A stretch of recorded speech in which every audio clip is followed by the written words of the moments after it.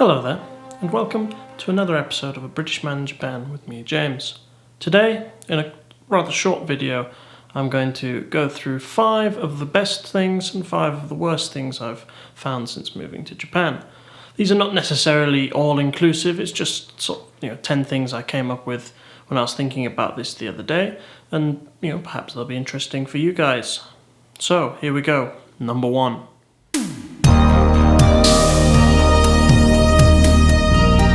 Since I moved to Japan, I've acquired a bike and started cycling again, which is something I hadn't really done properly for about 4 years. I used to cycle a lot when I was younger and used to thoroughly enjoy it, but as you grow older, other things occupy your time. And when I lived in Birmingham before I moved here, while I was at university, I was in the centre and it was walking distance from everything, and I wasn't so confident cycling in a city anyway, so it wasn't something that I thought of doing.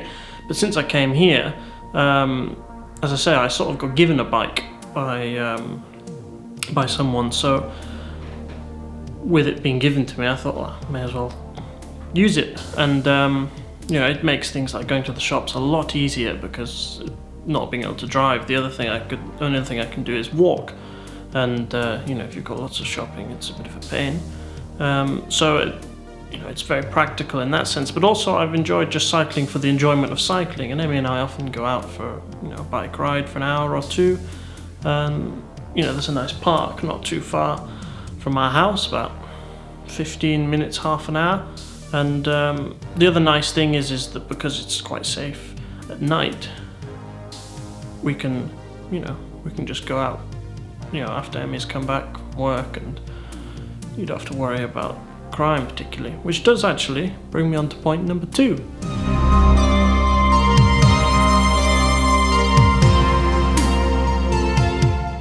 Going out at night and feeling safe. Now that's something, for those of you who live in probably most of the Western world, it's not something people tend to do. You can't nip out on your own, and well, you can, but there's always that in the back of your mind. You sort of, I don't know, maybe it's just me, but I always sort of worry about who's around the corner, or you hear all these stories, certainly in places like London, of these horrible things happening, but it doesn't seem to be a thing here. And most of the time the streets are fairly empty. You have the odd person coming back from the bar, sort of zigzagging their way down the road, but it's quiet. There's very little crime here, and you can feel fairly confident when you go out at night that barring some accident, nothing's going to happen to you, which is quite nice, because as I say, if Emmy comes back from work, it's the evening already. So if we just fancy going to walk somewhere or going on our bikes, it's nice to sort of feel pretty comfortable that you can kind of pop out, and and even if it's very late, you don't have to think, I should get in, it's getting a bit late, it's not so good. It's just as safe as the day usually, and we've never seen any evidence of any wrongdoings, so that's certainly a bonus.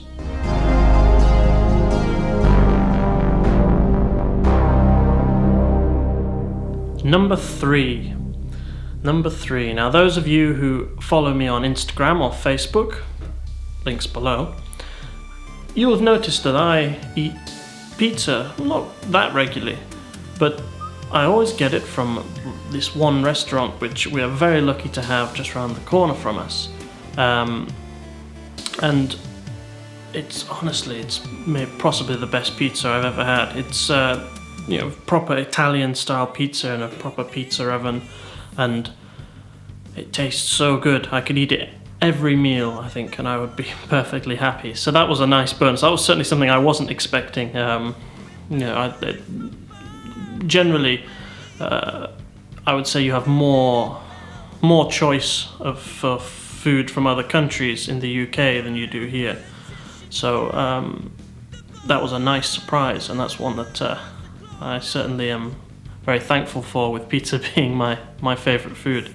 But yeah, it's truly amazing, and I won't go on about it too much, because I do quite regularly post pictures and compliment how good the pizza is. So check my Instagram or Facebook if you want to see a bit more of that. As I say, links in the description. Let's move on to number 4.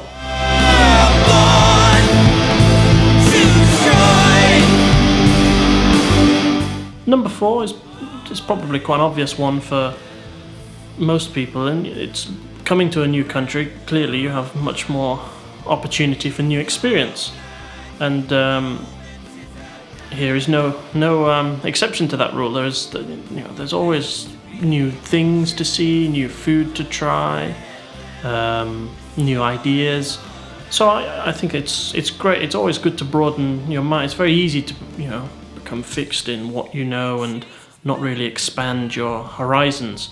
So having the sort of opportunity to do that, as much as I want really while I'm here, it's all, well, not all, but a lot of things are very new to me. So therefore, you get that sort of sense of discovery quite a lot, whether that's, old buildings that you can find or new buildings that are, very different to what you would get back home, different foods, clearly.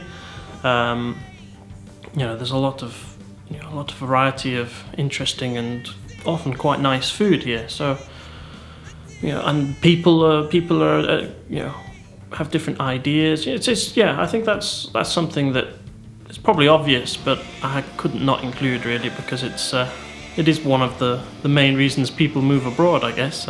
It wasn't the reason I moved abroad, but it's certainly one of the things I'm happy about having moved abroad.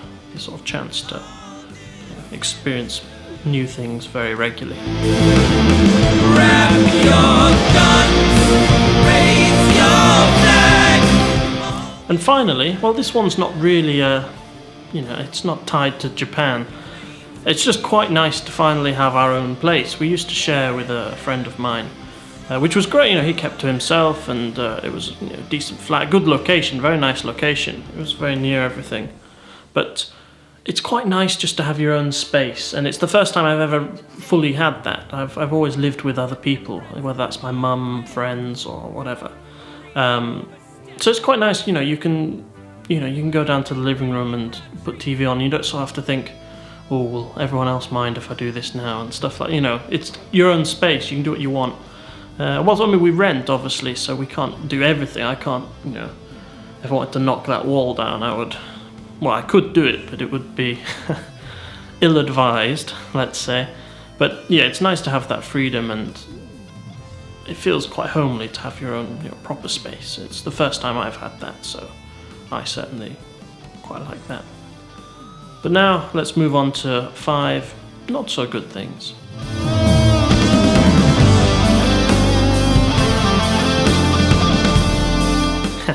Now this first one you might think is a bit of a joke, but cheese here is pretty bad. It's something that surprised me. Perhaps I'm a bit spoilt. Lots of cheese does come from the UK, so perhaps that's why there's a reasonably good selection in supermarkets. But in supermarkets here, it's 95% processed cheese, and you can get these poxy little slithers of camembert if you're lucky. And I think I did see some brie once. I did once see a little cheese set, and I thought, oh, that's nice. But then when I looked at it, each bit of cheese was about this big, so it was basically a bite of various flavors of cheese. And it was quite expensive. So, as someone who likes cheese quite a lot, and I pursue very nice cheeses whenever I can back home, it's a bit of a shame I can't continue to indulge in cheese as much. I still eat a lot of cheese, but I can't. It's not as nice, and it's a bit of a shame. We did find in Namba a cheese shop, but again, portions are very small, which is actually kind of a thing generally, which isn't on this list, but portions here are quite small. Ice creams, for example, they're kind of like the sort of kid-size ones you get in the UK. Yeah, so that's a little bonus thing. Let's move on to number 2.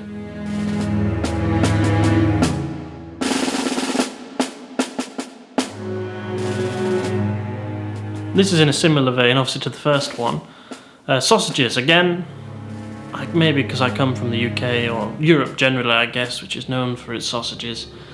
Certainly Germany makes very nice sausages, and the UK makes very nice sausages.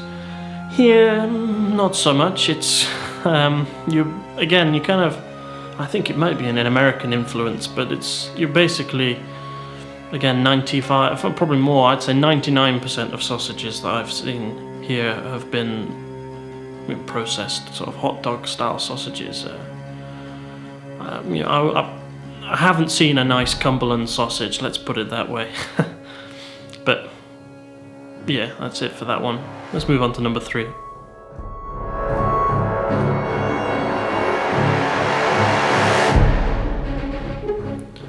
Now this one you might think, huh? Plugs, we have them everywhere. Yes, but plugs are different here, and they follow the older American style. I am aware that America is at least partially upgraded to a 3-pin plug. But here they still have 2 pins. And they're pretty rubbish, really. You know, if the plug's heavy, it falls out. If you had wet hands, it's very easy to get electrocuted. There's no fuses on plugs. It doesn't really, I mean, I'd say it like it's a bad thing, but I mean, I don't really go around every day going, oh my god, this plug's terrible. But, you know, time to time you do just sort of think, could have done a bit better, couldn't you? I mean, even just including a 3rd prong for some stability would be nice. It doesn't even have to have the grounding function that usually 3-pin plugs have. But it means I have to be a little bit more aware, and bigger plugs like my MacBook charger is quite a hefty thing. In fact, I'll just show you a picture of it so you can see now. And you can see it basically sort of hangs out the plug socket every time I plug it in, which isn't ideal. It's, you know, I mean, it's safety concerns aside, it's a bit annoying if the plug falls out. The battery on, it's a very old MacBook, so the battery's a bit rubbish, so you know, it kind of needs to be almost constantly charged to function. So it's a little bit of a pain. It's kind of a more of a minor niggle than other things on the list, but it's something to include.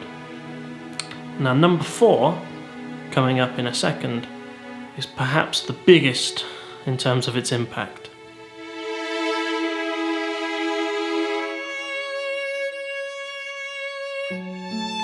Heat and humidity. It's only spring and I already feel like I'm going to be a puddle in a few weeks. Now, temperature-wise, it seems to, certainly at the moment, be not too dissimilar from the UK. We're getting some days of 28, and I think that's the highest we've had so far. And I think the UK, I noticed the other day, had a 27 day. But the humidity along with it, we're talking 70-80% humidity. It's just not what I'm built for. I'm a northerner from the UK, so you know, I like the cold. About 10 degrees Celsius, that is, for the, I don't know what that is in Fahrenheit if you're an American.